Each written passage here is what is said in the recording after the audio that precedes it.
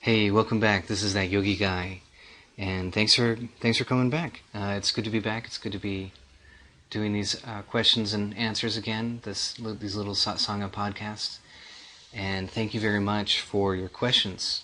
I have a fantastic question for you here today, and it's about the sleep exercises that I mentioned in my book. The section is called Adventures in Sleep, and it's at the very beginning of chapter 7. Now, these techniques are in Chapter 7 because they should build on a solid meditative practice where you know for certain that you're not nodding during meditation. Because falling asleep and nodding during meditation is a terrible problem to have to deal with. So it's a really good idea to make sure that you're very solid in your pranayama practice, that you're not nodding, and that you are not integrating these two exercises because they're not to be mixed together. You want your pranayama practice and these sleep exercises to be entirely separate practices in your day. You don't want to do them on top of each other. It's certainly not in the beginning. So that's why it's later in the book. It's later in the book on purpose because it makes sense to use them after you've used a lot of the other techniques, the other pranayama techniques and curriculum. So keep that in mind. The question is about your night practice, and you mentioned in your book, can you clarify further and provide techniques? So I read this over, and I'm fairly certain that the night practice that you're talking about are the sleep exercises that I mentioned from Adventures in Sleep. So let's, I looked over those actually in my book before I answered this question, and I realized that it was kind of sparse, so I apologize. And I did that because I thought it was I was very familiar with it, and it just made sense to me already, but I realized that I didn't give a very clear picture of what they look like. So let's do that. Let's lay these out and get a really good idea of what these different exercises look like. So the first one, number one, is to practice staying in the in-between state for as long as possible before you go to bed, before you fall asleep at night. Great, so what does that look like? Well, it's the end of the day, you're going to go to sleep, you lay down, you get comfortable. Instead of just conking out, you try and maintain that sleepy state that you're in before you fall asleep. You're not fully awake, you're not fully asleep, right? It's in between those two, right? So you're in that sleepy state, and you just prolong that as long as you can until you just fall asleep eventually. That's it. That is the exercise. And the amount of time that you spend in that state in between is your progress. The longer you stay there, the more progress you're having with it. So that's good. That's an indicator that you're getting comfortable in that in-between state. Because what usually happens is that we go into that in-between state and bam, we fall asleep. Because that's what we're used to do. That's our habit, right? So we're creating something a little bit different by practicing this first exercise. So that's the first exercise.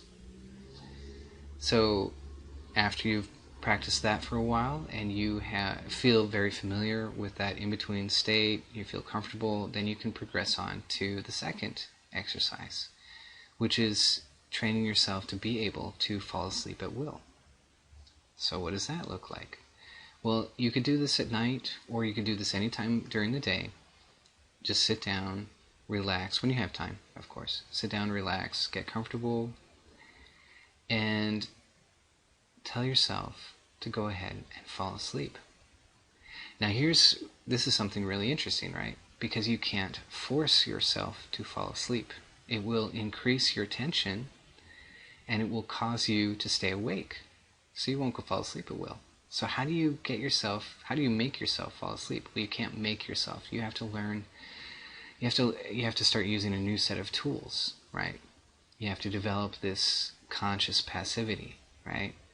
You have to develop a sense of rapport with your unconscious mind. So that's something that takes practice. And you're going to find your conscious mind sitting there keeping you awake as you try harder to fall asleep. And that's a really interesting place to be. There's a lot to learn in that arena. So these exercises are so valuable for that reason. So valuable. These questions about conscious passivity, the in-between state, force versus letting go. These are very, very, very important principles and concepts and ideas and questions to have. So dipping into this arena is very big. It's a fantastic learning curve, and we all need it. If you're a meditator, you need this. You need this a lot. We all do. It's just a part of meditation, what makes meditation work. So understanding these principles will make you a much more armed meditator. You'll know a lot more. You'll know a lot more about your own process and how it works, how it fits together, and how to make it work every single time. That's what you want. You want a meditation where you can rely on, and that's what these are for. These are really great education tools for yourself, self-education. So, but all these questions, we can talk about it, but actually figuring it out for yourself, that's something that you have to walk your own path for. And learning to fall asleep at will is the same kind of thing. You'll have to figure it out a little bit yourself. What does it mean to you? How do you label it? Because we all have our own definitions of words, right? So you're going to have to figure that out a little bit for yourself. I can tell you how I do it. What I do is I get comfortable, I relax, and I imagine that I am snoring and blissfully asleep. And I follow that idea of just snoring into blissful sleep until I fall asleep. And that's how I do it. And that's how I fall asleep at will. So now you know. Now you got a hint, right? So you can follow that hint, try it out for yourself, experiment, and see what you get. See what you get. That's what it's all about. So that is the second exercise. The third exercise is to instruct your unconscious mind to wake you at a certain time. So what does that look like? Okay, so you're going to bed. It's the end of the day. You've done your duties, you've done your meditation, you're ready for sleep. You lay down, and before you fall asleep, you tell your unconscious mind, very kindly and firmly, unconscious mind, go ahead and wake me. Wake me up tomorrow morning at 5 o'clock, or 5:45, or whatever it is, whenever it is that you wake up in the morning. Instruct your unconscious mind to wake you up at that time. And then set your alarm as a precautionary device. We don't want to make you late for something, okay? I don't want you to yell at me, Forrest, you made me late for work. We don't want that. So set your alarm for another 10 minutes later, okay? And whatever time you have to get up, set your alarm for that, and then ask your unconscious mind to wake you up. You can, 10 minutes earlier, and see if this will work. And it does. It's wonderful. It's so easy. You just keep telling your unconscious mind, go ahead and wake me up at such and such a time, and then go to sleep. And that is the third exercise. That's it. And you'll find it works. It's the most interesting thing. Your unconscious mind knows what time it is, and bam, you'll be awake right on time. And you can experiment with this and mix it up, make it interesting. Don't set it at the same time every single time. Make it a different time. A little bit earlier or a couple minutes later, and see how it works out for you. It's really, really interesting. It's a lot of fun. Play with it, have fun with it. The best state in which we learn is the play state, right? So if you're playing with these things, you're having fun with them, you're learning. That's what we want. None of this is drudgery. It's all fun. It's all interesting. It's all something to be passionate about. So those are the first three. Now the fourth exercise, again, these are all building, right? So here we see the combination of a couple exercises. Now, the fourth exercise is to sleep for a few minutes and then wake. So you're falling asleep at will and alternately waking at will. So sometime in the day when you have a little bit of time and you can rest, you're at home or something, go ahead and lay down, relax, get comfortable, and instruct your unconscious mind, I would like you to wake me up. Go ahead and wake me up in about 3 minutes.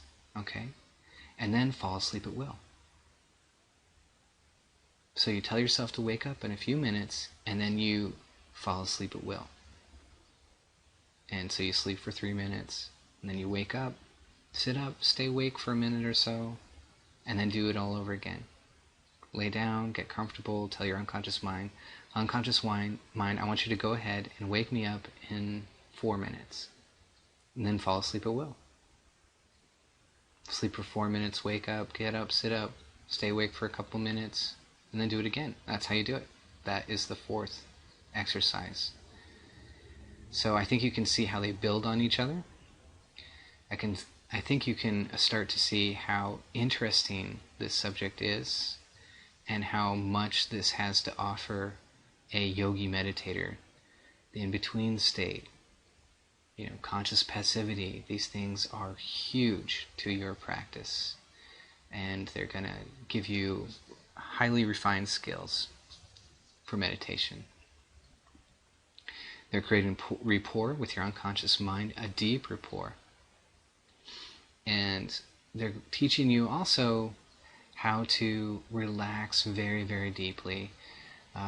One way to look at yoga and at the yogic path, the Eightfold Path of Patanjali, is that we're learning different systems of relaxation.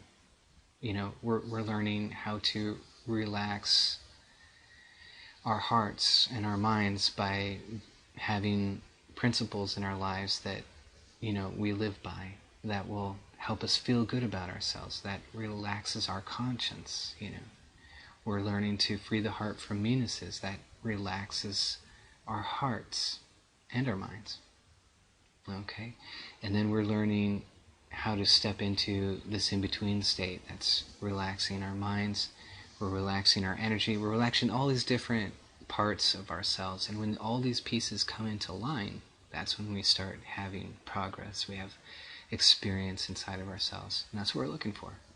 So there you go. That lays it out a bit more. Hope that helps you out in your practice with the sleep exercises. If this brings up more questions, please feel free to ask, or any other questions that you have about meditation or spiritual life or anything you like. Thank you again for your questions. It's always a joy. God bless.